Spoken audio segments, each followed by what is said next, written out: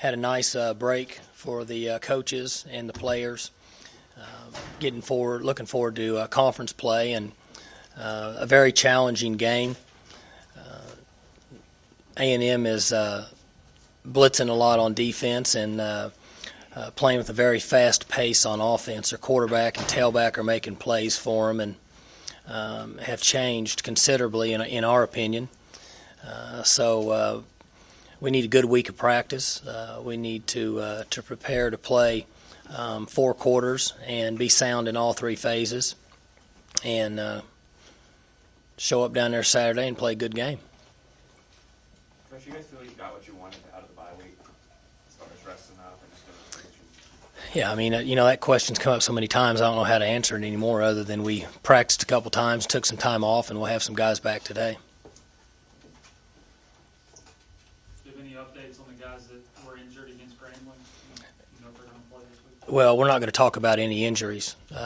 We'll just place everybody on a day-to-day basis, and hopefully we'll get some of those guys back. They've been running, some guys have practiced, and so it's just a day-to-day basis on whether we'll get some of those guys back. Hey, Coach, having those injuries, how has that affected you guys, especially on the special teams aspect of it, having to have some of your young guys on your special teams, and are you concerned about going down to A&M in that atmosphere with those young guys counting on you? Well, injuries affect your special teams greatly, and even more so than in a depth chart on offense and defense. And, I'd mentioned that a few weeks ago. This is a little bit of an unusual situation for us from the fact that when you prepare for special teams, you have to have 2 deep in every phase of the game.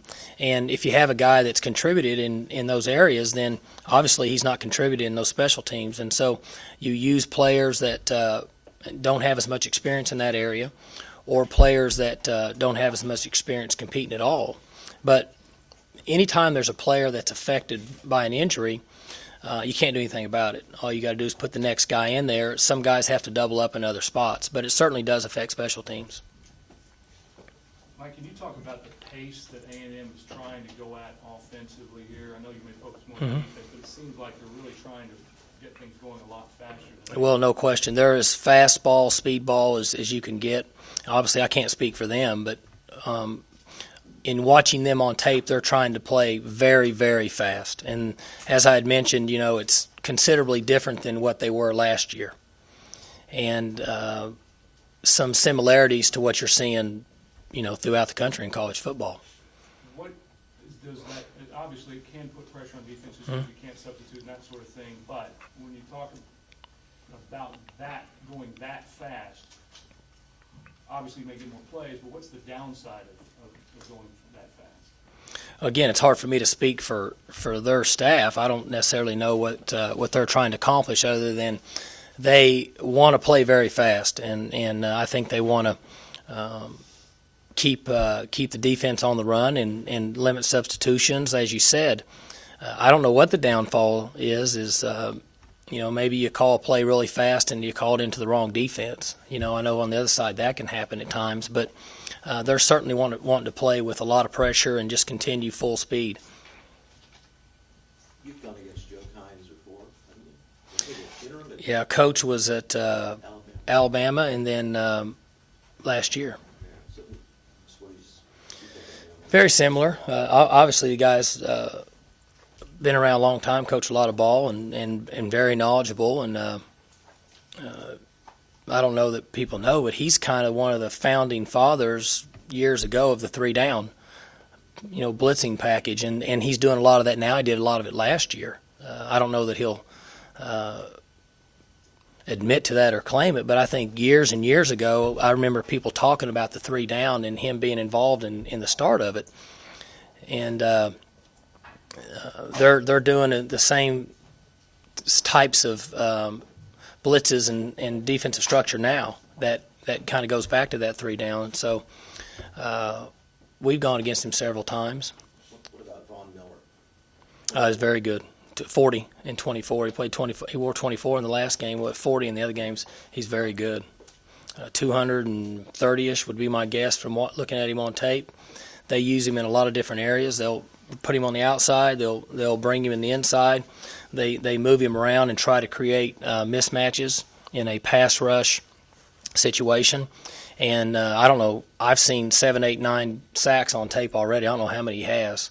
Statistically, I haven't looked at it on a piece of paper. I know that he has a lot of hurries, and he's made a lot of hits on the quarterbacks. He's a very good player. What did Arkansas do? He's got off really fast against them, and then they stopped him. Did you notice? The game is somewhat deceiving, the score. Arkansas hit 2 or 3 or 4 big plays that changed that game. If you take 4 plays out of the game, which we'd all like to do that at times, the game is completely different. They hit him on a big pass play, they hit him on a big run late. They caught him in a mismatch, and the score got lopsided. But if you just watch the rest of the game, the game's not that lopsided.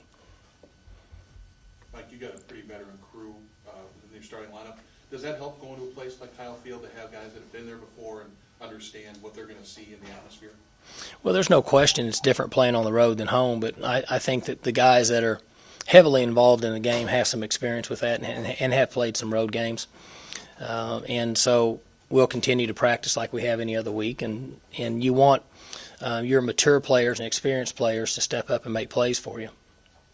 Talking a little bit about your defense, how much, and have you talked to Coach Young about this, how much is it improved? Because he now has had some games under his belt. He knows what the guys can do a little bit better. Has that contributed to the defense playing better? Well, I think any time that you gain experience in the system, you're gonna play better. Being healthy helps a lot. I think rotating players in and being able to rotate defensive linemen and safeties will contribute. But we feel good about our system. We like the players and their effort, and we just have to continue to get better at it. Mike, because of your injuries and you had some offensive line issues as well, do you have as good a feel for this team right now as maybe you might have thought you would have after 4 games? Well, I don't think there's any question that any time you sustain a certain number of injuries that you may not know exactly where you're at as a team, but I have a good feel for the players on this team. I have a good feel for the guys that are out there playing in the game. In the last game, the number of reps that Hubert Ainium were to get, I didn't have as good a feel for him as a player as I did Dez. I don't think that's ever going to change, but we have confidence in the players that are on the field and the plays that we're giving them to execute on Saturday, that they'll be able to get that done. But I don't think that it would be fair for me to sit up here and say that I have as much confidence in a first-year player as I do in a veteran player, because that's never going to feel that way or be that way. But I think we give them plays we think that they can execute and have success on Saturday, and ask them to play hard. Is there a big difference in your mind in playing at Kyle Field at 11:30 a.m. versus 7 o'clock at night? That's hard for me to answer. It wouldn't be fair for me to answer that one. Mike, what does your offense do to kind of, combat the crowd noise now with the no huddle and the hand signals? Does crowd noise affect you? We affect you less than some teams? We don't change our system. Anytime you play on the road, if it were to get really loud, it could be a factor. But we've been in the same system for a number of years, and so we feel pretty confident that our players can function and execute our offense. You going to pull out the old disc this week, or is there any need for that? I'm not sure. Yeah, I'm not sure that it used to be when I first started this, it was just the 80s and 70s, and now it's like Sittler, it's the oldies. So you know what I'm talking about. But I don't know that we're going to do that. I think we're just going to practice and run our system.